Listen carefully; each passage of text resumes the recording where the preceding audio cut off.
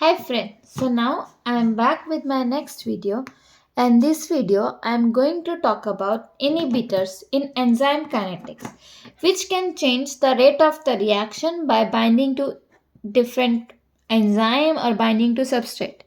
What does inhibitors do? It changes the rate of the reaction or the affinity of the enzyme and substrate. So how we are going to do this? So before going ahead, please make sure to like, share and subscribe my channel. So if you remember in my last video, I have talked about Line Weaver-Burk plot. Right? And if you don't know this, then you should go and watch the video again to know how it works. So just to give you a brief idea, what is Line Weaver-Burk plot? So if in my last video, we derived this equation where we have this equation which is derived from the Michaelis-Menten equation.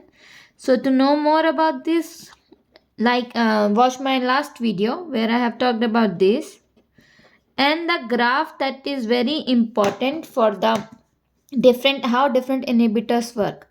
So just to give you a brief idea, suppose we have this graph where we have the x-axis for the substrate and the y-axis for the V0. And then we said, suppose we have a straight line graph for this equation, the slope of the reaction becomes Km by Vmax, and this point, the intercept become 1 by Vmax, and the point where it goes becomes minus 1 by Km. And I told you that this straight line graph is very important when we are talking about different inhibitors, because the different inhibitors change either the Vmax and Km, and based on that we can identify which type of inhibitors we should use for some treatment or to inhibit some enzyme, which kind of inhibitor should be good. So different inhibitors that we are going to talk about today, first is competitive inhibitors. So, what do you get by the name competitive? So, competitive inhibitors are the inhibitors which compete with the substrate. So, suppose we have one enzyme, okay? This is my enzyme, and then this is the active site. So active site is something where the substrate or the ligand binds. Okay, so this is my active site. And suppose I have one substrate here, and then this is the inhibitor. Okay, maybe I draw it with another pen to make it more clear, right? And so suppose we have the inhibitor here.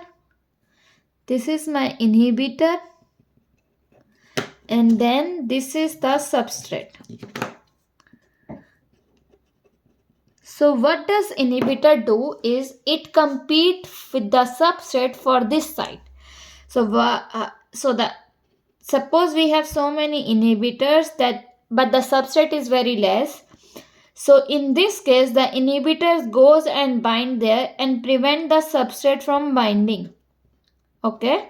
So the substrate cannot bind because now the enzyme affinity for the inhibitors increasing and for the substrate decreases, right? So enzyme affinity for the substrate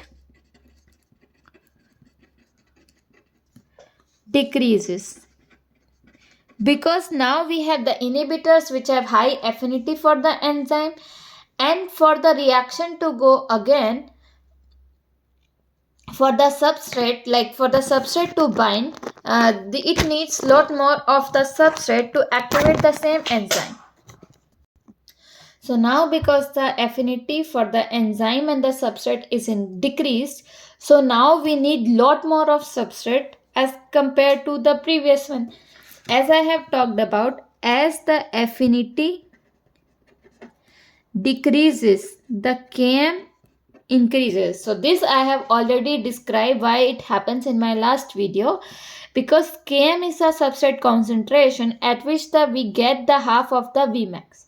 So suppose if you need more Km, like if you need more substrate to reach that state, which means that the affinity is low, because suppose if something at lower concentration of substrate gives you same like increase rate of the reaction, which means there is more affinity. So now because the affinity is decreased between the substrate and enzyme, so Km is increased.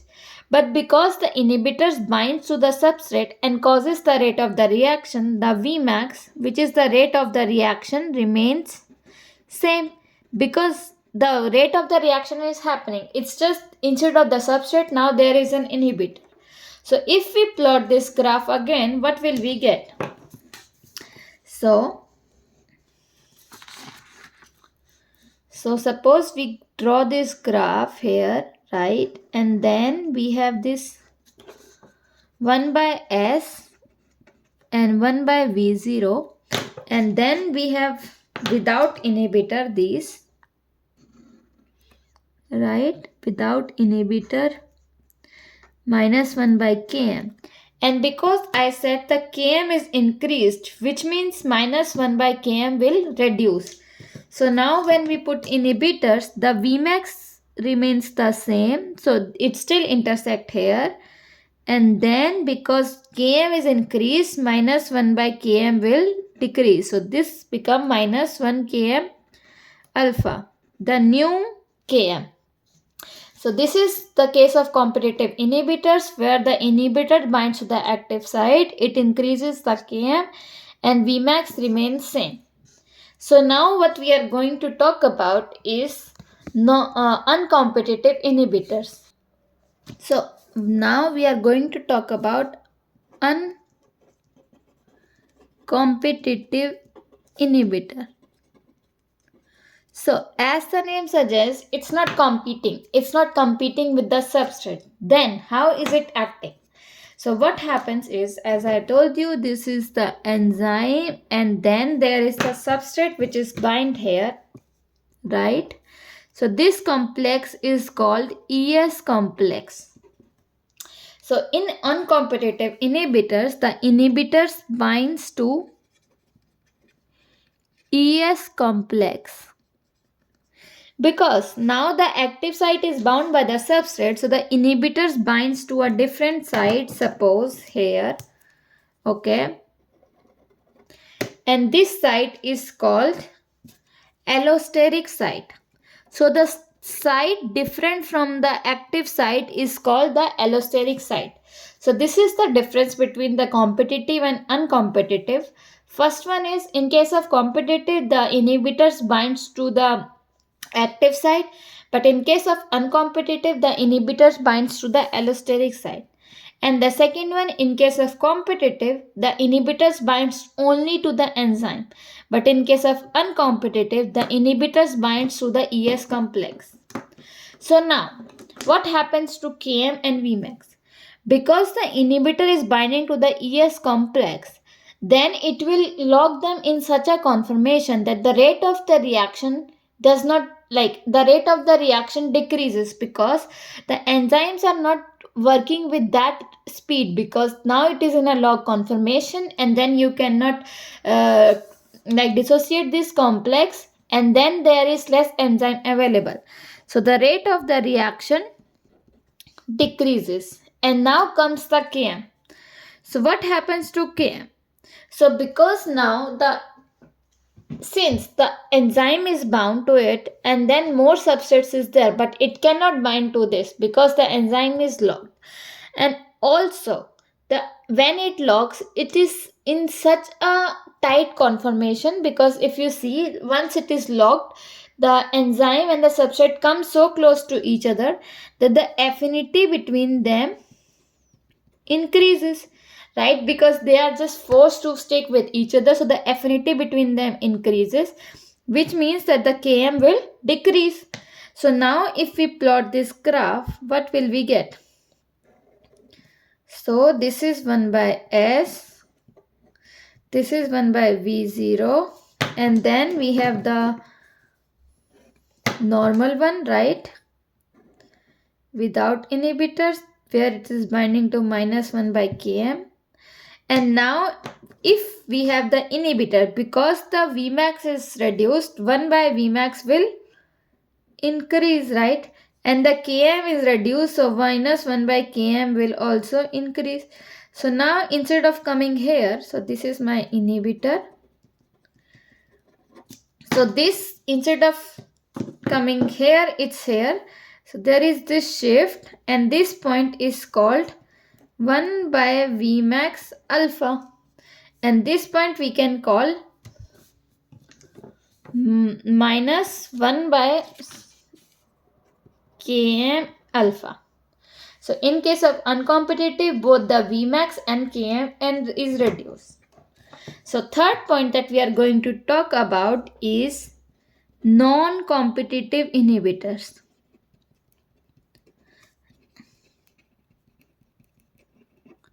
So what happens in case of the non-competitive inhibitors? Non-competitive inhibitors, it binds to only enzyme like the competitive, but there is this difference that instead of binding to the active site where the competitive inhibitors were binding, the non-competitive inhibitors binds to the allosteric site, right? So now if it binds to the allosteric site, the affinity for the substrate remains the same because we have the enzyme and the active site is free. So the Km remains same.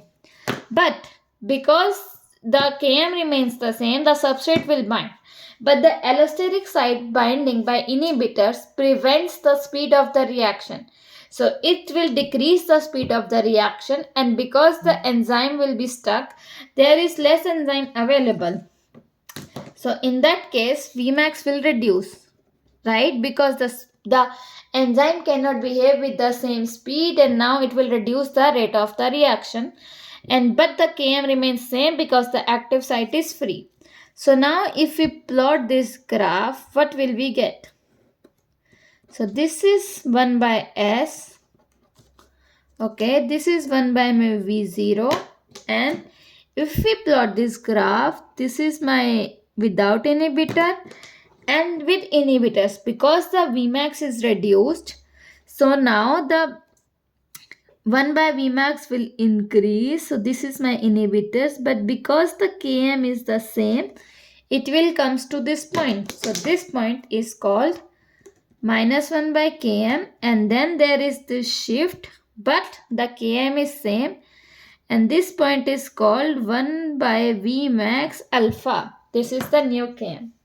So this is about non-competitive inhibitors. So in theory, what we have talked about is, so we have talked about three inhibitors: competitive, uncompetitive, and non-competitive. So binding, enzyme binding. So the competitive binds to the active site. Non-competitive and uncompetitive, they both binds to the allosteric site, right? And if we talked about the Km, in case of the competitive inhibitor, the Km will increase because now we need lot more of substrate. Uncompetitive inhibitor, the Km will reduce, right? Because they are tightly bound, so the affinity of the inhibitor, affinity of the substrate will increase, right? And in case of non-competitive inhibitors, there is no change in Km because the active site is free and the inhibitor is binding to the allosteric site. So what happens to Vmax is, in the first case, the Vmax remains same, no change, because the substrate, there is a competition between the substrate and the inhibitor, but the rate of the reaction remains the same because the enzyme is still working. In case of uncompetitive inhibitors, Vmax reduce because the the inhibitor is binding to the ES complex, and then it can prevent the enzyme from working properly, and the less enzyme is available. Same with the non-competitive, Vmax also reduce. And then comes to which it binds, only to enzyme or the enzyme substrate complex. So the competitive one binds only to the enzyme, right? Because it just competes with the substrate. Uncompetitive one binds to the enzyme substrate complex, and the non-competitive one also binds to enzyme. So this is the summary, and I hope you liked it and everything is clear. If not, just let me know in the comments what you think about it, and don't forget to like, share and subscribe my channel. Thank you.